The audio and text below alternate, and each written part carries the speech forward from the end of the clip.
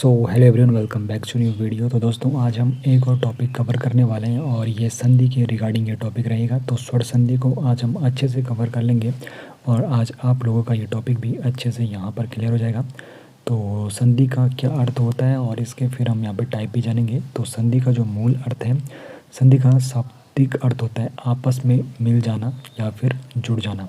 व्याकरण के संदर्भ में आपको बताऊं तो यह दो वर्णों के परस्पर संयोग से एक अन्य शब्द बनता है और जब दो वर्ण मिलते हैं तो उनमें एक परिवर्तन आ जाता है, एक विकार उत्पन्न हो जाता है जिसको संधि कहते हैं। तो इसके उदाहरण मैं आपको बताऊं तो जैसे दयानंद है, तो दयानंद का अगर संधि विच्छेद किया जाएगा तो इसका संधि विच्छेद होगा दया धन आनंद। इसी प्रकार परीक्षार्थी का संधि विच्छेद क्या होगा, परीक्षा धन अर्थी, ये इसका संधि विच्छेद होगा। तो संधि के मुख्यतः ये तीन भेद होते हैं, तीन प्रकार की होती है, स्वर संधि, व्यंजन संधि और विसर्ग संधि। तो हम आज के इस वीडियो में स्वर संधि को अच्छे से कवर करने वाले हैं, इसके टाइप हम अच्छे से कवर कर लेंगे। आगे बढ़ने से पहले आपको बताना चाहता हूँ, अगर आप लोग फाइनेंशियली सपोर्ट करना चाहते हो तो आप लोग इस QR कोड को स्कैन करके हमें फाइनेंशियली सपोर्ट दे सकते हो। तो हम बात करेंगे यहाँ पर स्वर संधि के बारे में। तो सबसे पहले इसकी परिभाषा देख लेते हैं। तो दो स्वरों के मेल से जो विकार उत्पन्न होता है उसे स्वर संधि कहते हैं। सरल शब्दों में अगर आपको बताऊं तो दो स्वरों के मेल से जो शब्द बनता है तो वहाँ पे जो संधि होती है उसे स्वर संधि कहते हैं। तो यहाँ पर मैं आपको कुछ उदाहरण इसके बता देता हूँ। तो जैसे सूर्यास्त का अगर यहाँ पर संधि विच्छेद किया जाएगा तो सूर्य धन अस्त, तो यहाँ पर ये संधि विच्छेद जो हो रहा है तो अ धन अ दोनों यहाँ पर स्वर है और मिलकर यहाँ पर एक नया ये स्वर बना रहे हैं। नया यहाँ पर दो स्वरों के मेल से जो शब्द बन रहा है तो वहाँ पर वो कौन सी संधि होगी, स्वर संधि होगी। ठीक इसी प्रकार यहाँ पर सदा धन एव, तो ये क्या हुआ, सदैव। तो सदैव को अगर संधि विच्छेद करेंगे तो सदा धन एव आएगा और इसमें भी दो स्वर है। तो यहाँ पर इस प्रकार आप लोग देख सकते हो स्वर संधि क्या होती है, स्वरों के मेल से जो विकार उत्पन्न हो उसे स्वर संधि कहेंगे। बाकी स्वर संधि के जो भेद है, 5 इसके भेद है। दीर्घ संधि है, गुण संधि है, वृद्धि संधि है, यण संधि है और अयादि संधि है। तो सबसे पहले बात करेंगे दीर्घ संधि के बारे में। दीर्घ का अर्थ होता है बड़ा और इस संधि में हमेशा दीर्घ स्वर यानी कि बड़ा स्वर बनता है। तो इसका जो नियम है, यदि ह्रस्व स्वर यानी कि अ ई उ या दीर्घ स्वर आ बड़ी ई बड़ा ओ के बाद क्रमशः समान ह्रस्व स्वर या फिर दीर्घ स्वर आते हैं तो हमेशा दीर्घ स्वर बनता है। हमेशा क्या बनेगा, दीर्घ स्वर। तो देखो अगर अ या आ के बाद दोबारा अ या आ आए तो हमेशा दीर्घ स्वर बनेगा। यदि ई या बड़ी ई के बाद ई या ई आए तो हमेशा दीर्घ स्वर बनेगा। यदि ऊ या ओ के बाद हमेशा ऊ या ऊ आए तो हमेशा दीर्घ स्वर बनता है।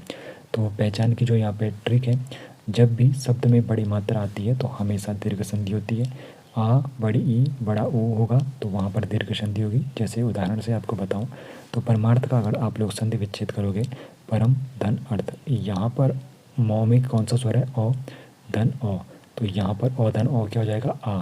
तो परमा माँ यहाँ पे इसमें आ हो गया तो यहाँ पर क्या हो गया, दीर्घ संधि। परीक्षार्थी का संधि विच्छेद होगा तो परीक्षा धन अर्थी, यहाँ पर आ धन अ, तो आ धन अ क्या होगा, हमेशा दीर्घ स्वर बनेगा तो आ। तो परीक्षा थी, यहाँ पर भी दीर्घ संधि होगी। सत्याग्रह का संधि विच्छेद होगा तो सत्य धन आग्रह, तो सत्य में यहाँ पे इसका अंतिम जो यहाँ पर वर्ण है उसमें यो में अ स्वर है और आगे फिर इसमें आगे वाले पे आपको देखना है, इसमें आ है तो आ धन अ धन आ हमेशा क्या होगा, दीर्घ होगा तो आ होगा। तो यहाँ पर सत्याग्रह, तो यहाँ पर भी दीर्घ संधि होगी। उसके बाद गुण संधि क्या होती है, तो यदि अ या आ के बाद ई या फिर ई आए तो क्या हो जाता है, ए हो जाता है। यदि ऊ या बड़ा ऊ आए तो ओ हो जाता है और री आए तो अर हो जाता है। ये इसका नियम है। देखो अगर अ या आ के बाद ई या फिर बड़ी ई आती है तो ए हो जाता है। यदि अ या आ के बाद ऊ या फिर बड़ा ऊ आए तो क्या हो जाता है, ओ हो जाता है। और यदि अ या आ के बाद री आए तो क्या हो जाएगा, अर हो जाता है। तो इसके यहाँ पर जो नियम है याद करने के, इसके उदाहरण देख लेते हैं। देखो अगर आपको यहाँ पर ए, अगर आपको ए दिख रहा है यहाँ पर, जब आप लोग यहाँ पर शब्द देखोगे अगर उसमें आपको एक डंडी ऊपर दिख रही है तो ये आपका क्या होगा, गुण संधि होगी। और अगर आपको ओ दिख रहा है, जैसे गंगो ओ हो गया यहाँ पे, तो यहाँ पर क्या होगा, आपकी गुण संधि होती है। तो इसकी पहचान की ट्रिक क्या है, या तो आपको इस प्रकार दिखेगा या तो आपको इस प्रकार दिखेगा, ठीक है। ए और ओ जहाँ पर आपको दिखेगा तो वहाँ पर आपकी गुण संधि होती है। जैसे नरेंद्र, नरेंद्र का संधि विच्छेद क्या होगा, नर धन इंद्र। तो नर में अ धन ई, तो यहाँ पर क्या होगा, उसने ऊपर क्या बताया था नियम, अगर अ के बाद ई या फिर बड़ी ई आई तो ए हो जाता है, तो ये क्या बन जाएगा, नरेंद्र। इसी प्रकार परमेश्वर में परम धन ईश्वर और धन बड़ी ई तो ए बन जाता है, तो परमेश्वर। उसके बाद जैसे गंगोदक, तो गंगोदक का संधि विच्छेद क्या होगा, गंगा धन उदक। और या आ के बाद ऊ या बड़ा ऊ आए तो क्या हो जाता है, ओ हो जाता है। तो यहाँ पर गंगो तक हो चुका है। महोत्सव का संधि विच्छेद क्या होगा, महाधन उत्सव। तो आ के बाद ऊ आया है तो फिर ओ हो जाएगा, तो यहाँ पर ओ हुआ है महोत्सव, तो गुण संधि हो जाएगी। उसी प्रकार सप्तऋषि का संधि विच्छेद क्या होगा, सप्तधन ऋषि। तो अ के बाद री आया है, तो अ के बाद अ या आ के बाद री आए तो आर हो जाता है, तो सप्तऋषि हो जाएगा यहाँ पे। तो इसमें क्या होगा, ये आपका गुण संधि हो जाएगा। उसके बाद वृद्धि संधि की पहचान आपको कैसे करनी है, यदि ओ या आ के बाद ए या फिर आई आता है तो आपका आई होगा। यदि ओ या आओ आएगा ओ या आ के बाद तो आपका आओ हो जाता है। यह गुण का वृद्धि रूप है, ठीक है। तो गुण संधि का ये वृद्धि रूप है। वृद्धि संधि की ये पहचान है, अगर ओ या आ के बाद ए या फिर आई आ रहा है तो आई हो जाता है। ओ या आ के बाद ओ या फिर आओ आ रहा होगा तो आओ आपका हो जाता है। मात्रा का आपको ध्यान में रखना, अगर आपको दो मात्रा शब्द में दिख रही है किसी, तो वहाँ पर आपकी वृद्धि संधि होगी। अगर आपको इस प्रकार की मात्रा दिख रही है, इस प्रकार की मात्रा, तो वहाँ पर भी आपका वृद्धि संधि होता है। तो देखो सदैव में आपको दो मात्रा ऊपर दिख रही है तो आपका वृद्धि संधि होगा। सदैव का अगर संधि विच्छेद होगा सदा धन एव, तो यहाँ पर नियम क्या था, ओ या आ के बाद अगर ए या आई आता है तो आपका आई हो जाएगा, ठीक है। उसी प्रकार महेश्वर का महाधन ईश्वर, ओ या आ के बाद यहाँ पे आई आया है तो ओ या आ के बाद ए या फिर आई आए तो हमेशा आई हो जाएगा, ए आई हो जाएगा। उसी प्रकार आओ होता है। और महोषधि में क्या होगा, महाधन औषधि, आ के बाद आओ आ रहा है तो आओ यहाँ पे होगा, यहाँ पे कौन सा संधि हो जाएगी, वृद्धि संधि हो जाएगी। उसी प्रकार इस उदाहरण में भी आप लोग अच्छे से देख सकते हो। तो आप लोगों ने दीर्घ संधि, गुण संधि और वृद्धि संधि और आप लोगों ने ये देख लिया। अब हम देखेंगे यण संधि। तो यदि ई या फिर ई के बाद ई, बड़ा ई, ऊ या फिर बड़ा ऊ या फिर री के बाद कोई भिन्न स्वर आता है तो क्रमशः ये क्या हो जाएगा, य व या फिर र। देखो नियम क्या है, अगर ई या फिर ई के बाद कोई भिन्न स्वर, यानी कि वो ई और ई नहीं होना चाहिए, कोई दूसरा स्वर आता है तो वो य हो जाता है। अगर ओ या ओ के बाद कोई भिन्न स्वर आता है तो वो व हो जाता है। अगर री के बाद कोई भिन्न स्वर आता है तो वो र हो जाता है। और इसमें क्या होता है, एक आधा वर्ड आपको जहाँ पर दिखेगा तो वहाँ पर इसकी पहचान है। अगर कोई सा भी अगर आपको आधा वर्ण दिख रहा है तो वो यण संधि की पहचान होती है। जैसे अत्यधिक, ये यण संधि का उदाहरण है। न्यून, आधा आपको जहाँ पर ये आपको वर्ण दिखता है तो वो अधिकतर जो केस होते हैं वो यण संधि के होते हैं और इसकी आपको ज़्यादा से ज़्यादा प्रैक्टिस करनी होती है।